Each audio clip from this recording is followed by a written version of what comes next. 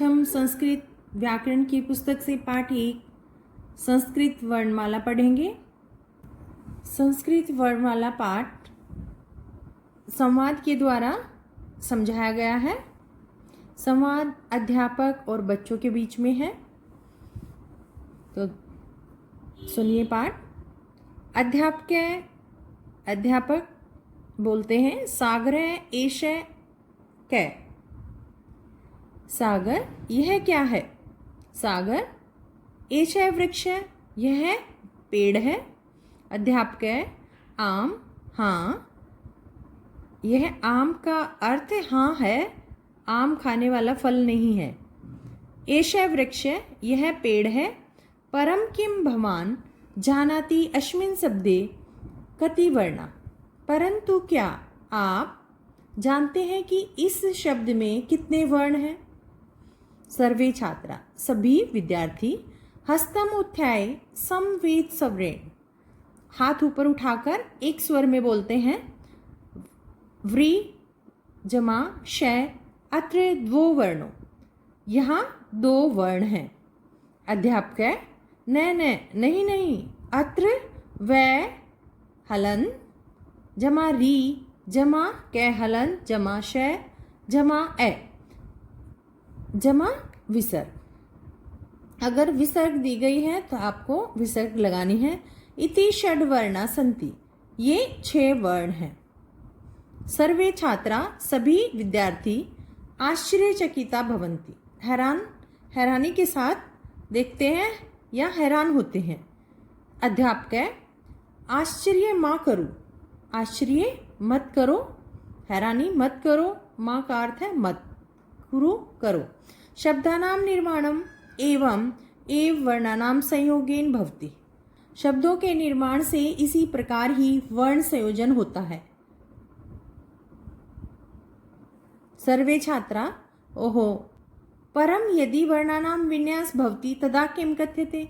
परंतु यदि वर्ण विन्यास यानी कि शब्दों को, वर्णों को अलग अलग किया जाता है, तब क्या कहते हैं? अध्यापक, स तु वर्ण विन्यास भवति, वह तो वर्ण विन्यास होता है। अनुष्का, वह हलन जमा री जमा कै जमा शय जमा ए जमा विसर्ग, एष वर्ण विन्यास अस्ति। ये जब वर्णों को अलग अलग करके लिखते हैं तो यह वर्ण विन्यास है। अध्यापक, आम, हाँ। एवं एव यदा वयम वृक्ष इति लिखामः तदा वर्ण संयोजनम भवति। इसी प्रकार ही जब हम वृक्ष ऐसे लिखते हैं तब वर्ण संयोजन होता है। यानी कि उनको जोड़ के एक साथ लिखते हैं तो वह वर्ण संयोजन, और उनको अलग अलग करके लिखते हैं तो वर्ण विन्यास, वर्ण विच्छेद भी कहा जाता है इसे। सर्वे छात्रा, सभी विद्यार्थी, अधुना वयम अवगच्छामः कथम वर्णय शब्दानाम निर्माणम भवति। अब हम सब जाते हैं वर्णों से कैसे शब्दों का निर्माण होता है।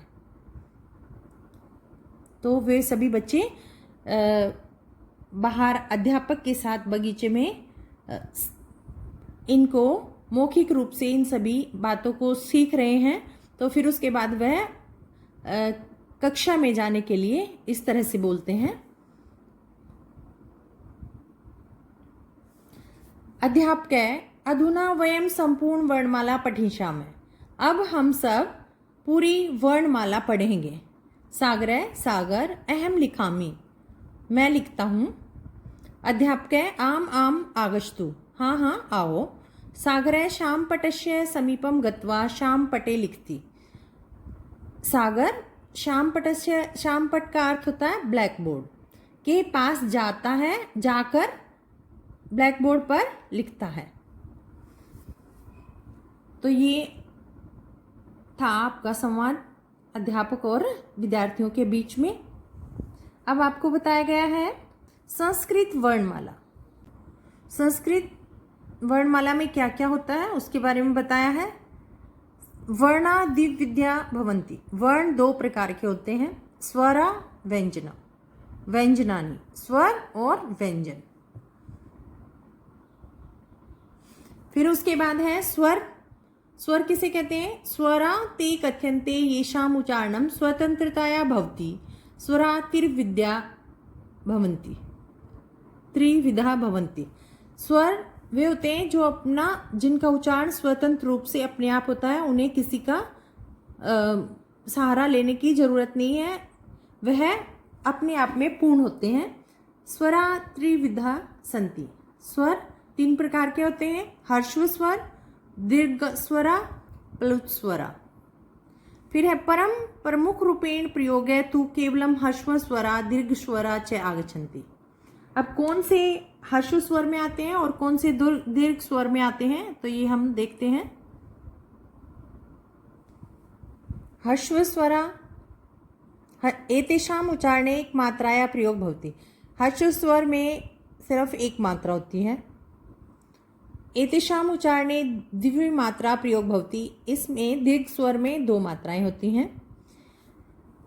हर्ष स्वर सबसे कम समय लेते हैं, जैसे ए, ई, उ, री, ली, ये हैं हर्ष स्वर। दीर्घ स्वर आ, बड़ी ऊ, बड़ी री। तो स्वर योग, स्वरों को जोड़ने से कैसे बनते हैं?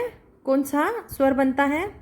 ए जमा ई से मिलकर ए बनेगा, ए जमा ए से मिलकर आई बनेगा, ए जमा उ ओ, ए जमा ओ औ। तो ये सब आपको याद रखने हैं।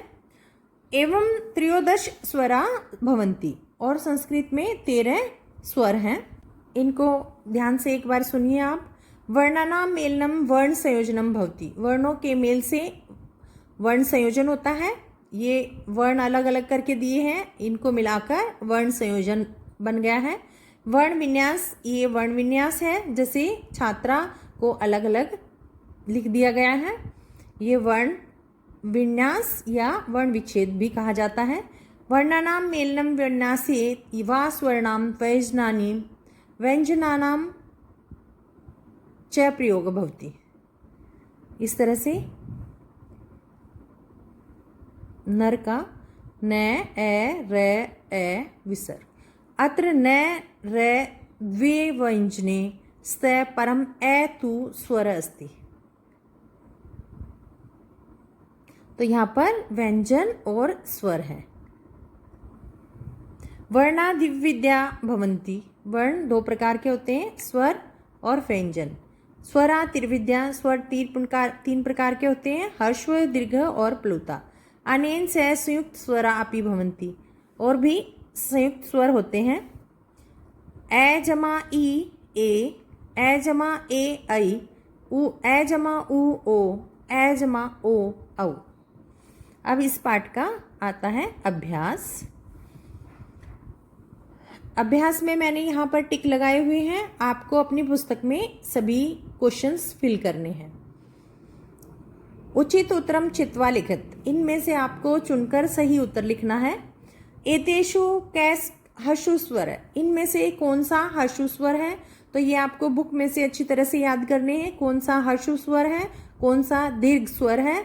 ये जरूरी नहीं है कि आपके इस अभ्यास में से ही कोई इनसाइड क्वेश्चन भी आपके एग्जाम में आ सकता है, तो इसलिए आप को सभी याद करने हैं। तो इनमें से 3 दिए हुए हैं, तो इनमें से है ए हर्षु स्वर। एतेषु कै दीर्घ स्वर, इनमें से दीर्घ क्या है? आ। एतेषु कै संयुक्त स्वर है, इनमें से कौन सा संयुक्त स्वर है? इसमें मार्क नहीं लगाया, इसमें ए संयुक्त स्वर है। ए जो है संयुक्त स्वर है, इसको आप यहां लिखेंगे ए। ए जमा ई ए होता है, ए जमा उ ओ होता है। तो ये सब आपको लिखने हैं। प्रश्न 2, रिक्त स्थानानि पूरयेत्। खाली स्थान भरने आपको। संस्कृत भाषाया मूल स्वरा सन्ति। संस्कृत भाषा में मूल स्वर कितने होते हैं? 9, जो कि अपने आप में पूर्ण होते हैं। उन्हें किसी की सहायता की जरूरत नहीं, वो अपने आप में स्वतंत्र होते हैं।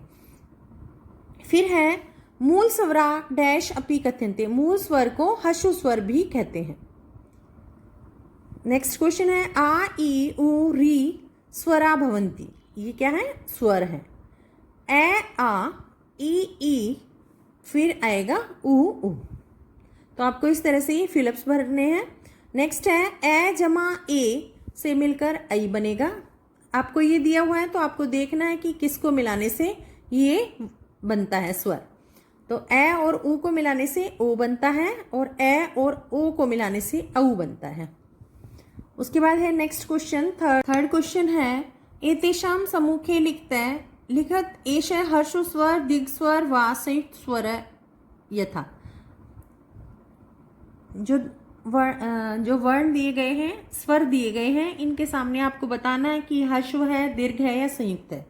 तो ये आप पीछे से अच्छी तरह से याद करना, जो आपके एक्सरसाइज लेसन में दिए गए हैं, तो आप इनको फिल कर सकते हो। तो आपके ये मैंने आंसर फिल कर दिए। आपको ये याद होने चाहिए, यही नहीं कि यही स्वर आएंगे, कोई भी चेंज होके भी आ सकता है, इसलिए आप सभी को अच्छी तरीके से याद करें। अधोलिखित वाक्यम पठत, नीचे दिए गए वाक्य पढ़ने हमें। पुष्पम अत्र अस्ति, पुष्प यहाँ है, फूल यहाँ है। पुष्पम अत्र पै शै मै इति वर्णा व्यंजन वर्णा कथ्यन्ति, ये व्यंजन है। संस्कृत भाषायां निम्नलिखितानि व्यंजनानि सन्ति, संस्कृत भाषा में व्यंजन जो है नीचे दिए गए हैं वो व्यंजन है। फिर है इनको किस किस वर्ग में बांटा गया है, तो कै खे गे घे अड़े, इसको कै वर्ग कहा जाएगा। जो इसका पहला वर्ण दिया गया है, जो पहला व्यंजन है, उसके आधार पर वर्ग डिवाइड किए गए हैं और फिर पूरी लाइन उसके वर्ग में आएंगे। जैसे कै वर्ग में पूरी लाइन कै ख ग घ। आपको क्वेश्चन पूछा जाता है गे कौन से वर्ग में आएगा, तो आपको लिखना है कै वर्ग। च वर्ग, ट वर्ग, त वर्ग, प वर्ग। सर्वेषां वर्गाणाम अंतिम वर्ण ड य अणे न मै नासिका वर्णा कथ्यन्ते, ये सारे नासिक वर्ण हैं। नासिक वर्ण का अर्थ है जो नाक के द्वारा बोले जाते हैं। अवर्गीय व्यंजनानि, जिन व्यंजनों का कोई वर्ग नहीं है, वो व्यंजन इस प्रकार के हैं। अंतस्थ व्यंजन य रे ल व, उष्माणु स श है। एवं त्रित्रिंशत् व्यंजनानि सन्ति, 33 व्यंजन होते हैं। एतानि सर्वाणि व्यंजनानि स्वर रहितानि सन्ति, स्वर रहितानि व्यंजनानि हल अर्थात हलंत लगता है। चिन्हेन युक्तानि भवन्ति यथा कै, जब उसमें हलंत लगा होता है तो वो व्यंजन स्वर रहित होते हैं, यानी कि उनके साथ स्वर नहीं मिला होता। स्वर मिलने के बाद जो ये हलंत है वो हट जाएगा और वह एक पूर्ण व्यंजन बन जाएगा। जैसे कै हलंत जमा ए मिलकर का बन गया क, कै हलंत जमा आ का, कै हलंत जमा ई की। इस तरह से ये सारे हैं, आपको इनको अच्छी तरह से पढ़ना है और याद भी करना है। फिर है ध्यान देने योग्य बातें हैं। व्यंजनानि कवर्ग, चवर्ग, टवर्ग, तवर्ग, पवर्ग, अंतस्थ, उष्म, ये 33 व्यंजन होते हैं। व्यंजनानाम उच्चारण स्वराणाम सहायता भवति, और हमें व्यंजन को बोलने में स्वरों की सहायता लेनी पड़ती है। तो ये इसका अभ्यास है। आपका अभ्यास में है रिक्त स्थानानाम पूर्ति क्रियता, खाली स्थानों की आपको पूर्ति करनी है। जो हमने वर्ग पढ़े हैं वो वर्ग हमें इसमें से छांट के लिखने हैं। क वर्ग में च नहीं आता, ट नहीं आता, ख आता है। तो ये जैसे आप वर्ग पढ़ोगे आप आराम से कर सकते हो। उसके बाद आता है प्रश्न 2, रिक्त स्थानानि पूरयन्तु, खाली स्थानों की पूर्ति करनी है। तो आपको दिया गया है क वर्ग से वर्णा, कि क वर्ग में आने वाले वर्ण कौन कौन से हैं, क ख ग घ ड़, ये आपको लिखने हैं। च वर्ग में कौन से आते हैं वो लिखने हैं, तवर्ग, टवर्ग, पवर्ग, ये सभी आपको कंप्लीट करने हैं। फिर है नासिके वर्णानाम चिन्होत, नाक से बोलने वाले वर्ण कौन से हैं। जो 5 वर्ग दिए गए हैं उनका जो अंतिम वर्ण होता है वो नासिक वर्ण होता है। तो आपको इसमें से छांट कर लिखने हैं।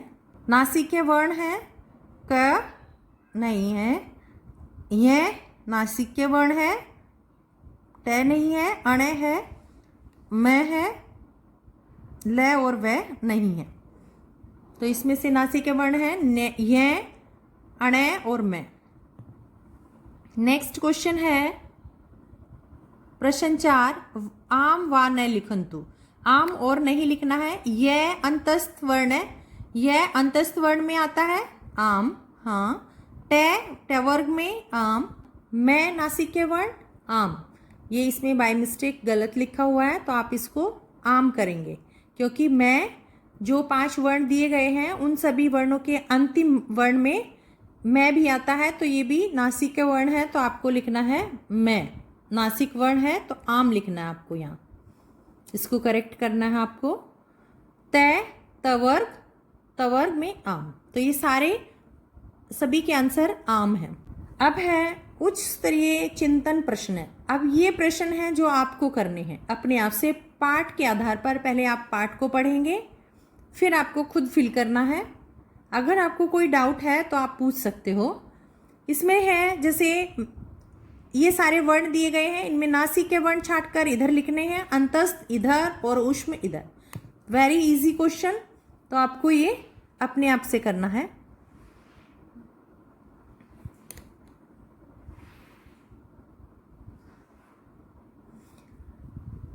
फिर क्वेश्चन दिया गया है, तेषां शब्दानां संग्रहं कुरुत यत्र अनुनासिक वर्णानां प्रयोग वर्तते। ऐसे शब्दों को एक साथ लिखिए जिनमें अनुनासिक वर्णों का प्रयोग होता है। तो ये भी आप लिख सकते हैं। उसके बाद है क वर्गीय व्यंजन सह स्वराणाम प्रयोग कृत्वा शब्दानां रचनाम कुरुत। क वर्ग के जो व्यंजन हैं और स्वर के साथ मिलाकर उनके कोई शब्द बनाने हैं आपको। तो ये क्वेश्चन भी आपको करना है। आप रफ करके आप मेरे को दिखा सकते हैं। उसके बाद है मूल्य परक प्रश्न, ये भी आपके लिए है। तो इसमें क्या करना है, वर्णानाम योगे निर्मित शब्दा जीवनाय अनिवार्य न वा इति लिखत। आपको इन सभी वर्णों को जोड़कर यहाँ लिखना है। फिर आपको लिखना है कि ये शब्द सही है या नहीं है, ये शब्द सही बन रहा है या नहीं बन रहा, मीनिंगफुल शब्द है या नहीं। तो आपको अगर है तो आम लिखो, नहीं तो न लिखना है। सारे इसी तरह से करने हैं। तो यहाँ हमारा ये पाठ समाप्त होता है।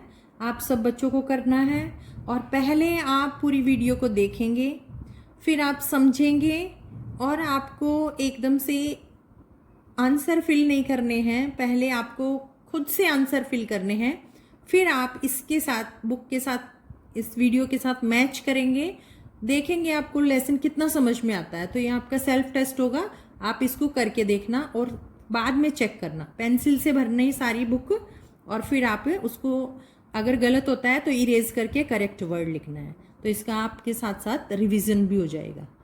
तो ये चैप्टर हमारा यहीं ख़त्म होता है, और अच्छी तरह से आपको समझना है और करना है। आपके एग्ज़ाम में कोई भी क्वेश्चन आ सकता है।